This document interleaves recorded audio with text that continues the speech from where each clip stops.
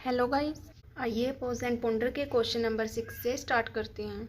तो pause and ponder का question number 6 है, state whether the following statement are true और फॉल्स। जो नीचे दी गई स्टेटमेंट है वो बताना है ट्रू है या फॉल्स है। Also correct the false statement. अगर कोई स्टेटमेंट फॉल्स है तो उसको करेक्ट करना है। फर्स्ट स्टेटमेंट है, salt can be separated from salt solution bye evaporation और डिस्टिलेशन। जो सॉल्ट होता है उसको हम अलग करते हैं सोल्यूशन के अंदर से, घोल के अंदर से। अगर हमें नमक को अलग करना है तो इवेपोरेशन या फिर डिस्टिलेशन से करते हैं। क्या ये स्टेटमेंट ट्रू है या फॉल्स है? तो ये स्टेटमेंट ट्रू है। नेक्स्ट स्टेटमेंट है हमारी, distillation can be used for separation of two liquid even when these have the same boiling point. Distillation का हम यूज़ करते हैं अलग करने के, सेपरेट करने के लिए दो अलग अलग लिक्विड को, जब उनका सेम बॉइलिंग पॉइंट हो। तो ये स्टेटमेंट हमारे पास में फॉल्स है।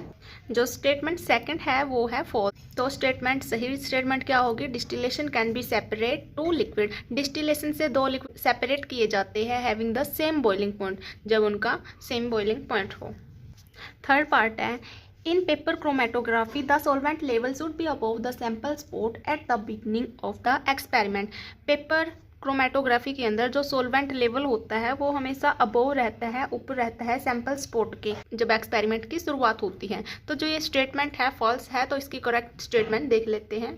थर्ड पार्ट की करेक्ट स्टेटमेंट है, the solvent level should be below the sample spot. जो सोलवेंट लेवल होता है वो हमेशा नीचे होता है सैंपल स्पॉट के।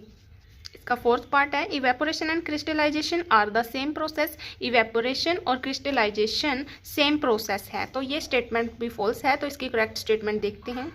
तो फोर्थ पार्ट की फॉल्स स्टेटमेंट थी जो, उसकी करेक्ट एक्सप्लेनेशन है, evaporation remove the solvent. Evaporation से सॉल्वेंट रिमूव होता है, while crystallisation form pure crystal. जबकि क्रिस्टलाइजेशन से प्योर क्रिस्टल बनते हैं फ्रॉम अ सैचुरेटेड सोल्यूशन से। तो पोज एंड पोंडर के क्वेश्चन नंबर 7 पर आ चुके हैं हम। तो पोज एंड पोंडर का क्वेश्चन नंबर 7 है, why do immiscible liquids form to separate layer in separating funnel. तो जो दो इमिसिबल लिक्विड होते हैं, इमिसिबल लिक्विड का मतलब होता है ऐसे लिक्विड जो आपस में ना घुल पाए। एग्जाम्पल के लिए दो इमिसिबल लिक्विड का एग्जाम्पल लेती हूँ मैं। एक तो ले लेते हैं वाटर और दूसरा ऑयल। तो जो तेल और जो पानी होता है, अगर मैं उन दोनों को आपस में मिक्स करूँगी तो कभी भी तेल और पानी आपस में मिक्स नहीं होंगे। तो जो तेल और पानी है वो दो इमिसिबल लिक्विड है। अगर मैं उनको मिक्स करना भी चाहूँगी तो थोड़ी देर के बाद में पानी के ऊपर तेल आ जाएगा। तो जो ये एग्जाम्पल है इमिसिबल लिक्विड का एग्जाम्पल है। तो क्यों दो इमिसिबल लिक्विड दो लेयर को, दो अलग अलग जो लेयर बनती हैं वो बनाते हैं, वो बताना है। Immiscible liquid do not mix with each other. जो इमिसिबल लिक्विड होते हैं वो कभी भी आपस में मिक्स नहीं होते हैं, due to their different density. क्यों नहीं मिक्स होते हैं? क्योंकि उनकी अलग अलग डेंसिटी होती है। They form separate layer. वे अलग अलग लेयर्स बनाते हैं। The lighter liquid stay on the top. जो हल्का लिक्विड होता है वो ऊपर रहता है, and the heavier liquid stay at the bottom. और जबकि जो भारी लिक्विड होता है वो नीचे रहता है बॉटम पर। जैसे पानी भारी लिक्विड है तो पानी नीचे रहेगा, और जो तेल है वो हल्का है पानी से, तो जो तेल है पानी के ऊपर तैरेगा। पोज एंड पोंडर का क्वेश्चन नंबर 8 है, is sublimation different from evaporation, justify. क्या सब्लिमेशन इवेपोरेशन से अलग है? वर्णन करो, जस्टिफाई करो, एक्सप्लेन करो इसको कैसे है।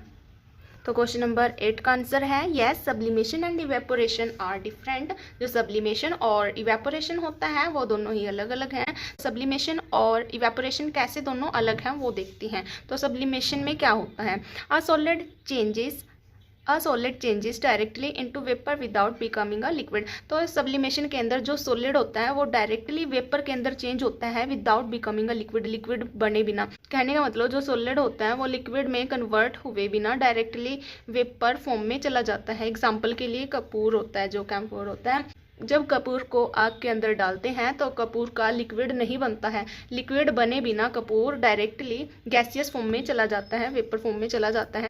तो जो कपूर है उसका सब्लिमेशन हुआ है। इवेपोरेशन में क्या था, a liquid changes into vapour from its surface. Evaporation के अंदर जो सरफेस होता है, ऊपर वाली लेयर होती है लिक्विड के ऊपर से जो लेयर होती है उसके अंदर से जो लिक्विड होता है वो वेपर फॉर्म में जाता है। वो इवेपोरेशन हो गया। जैसे पानी का भाप बनना, जब पानी से भाप बनती है तो जो पानी का ऊपर वाला सरफेस होता है, तो जो पानी का ऊपर वाला सरफेस होता है, ऊपर वाले सरफेस से ही वाटर गैसियस फॉर्म में जाता है। ऐसा नहीं होता कि जो पानी के बीच के अंदर, बल्क के अंदर या बॉटम के अंदर से पानी गैसियस फॉर्म में जाए।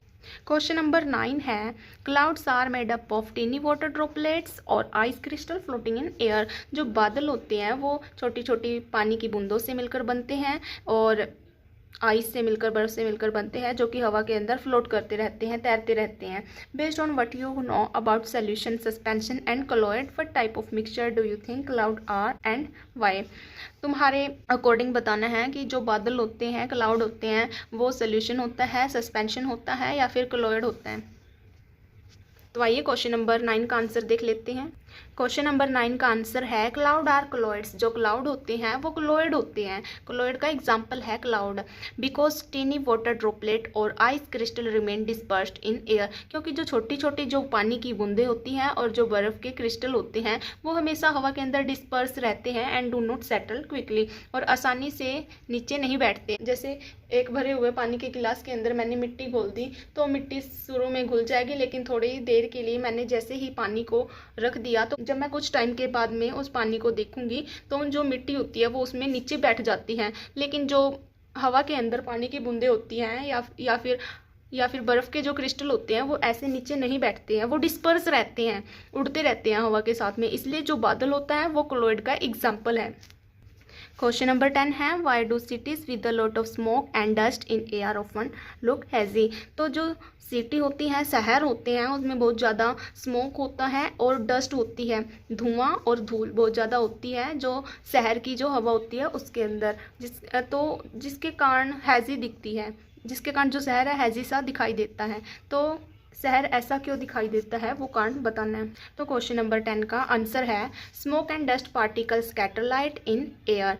कहने का मतलब जो स्मोक और डस्ट पार्टिकल होते हैं वो लाइट को रिफ्लेक्ट करते हैं। जैसे ही लाइट स्मोक और डस्ट के पार्टिकल के ऊपर पड़ेगी वो वापस से बैक कर देंगे उस लाइट को, जिसको हम टिंडल इफेक्ट बोलते हैं। This scattering makes the air look hazy and reduce visibility. जिसके कारण जो हवा होती है वो हैज़ी सी दिखाई देती है, धुंधली सी दिखाई देती है, जिसके कारण जो विजिबिलिटी होती है वो कम हो जाती है।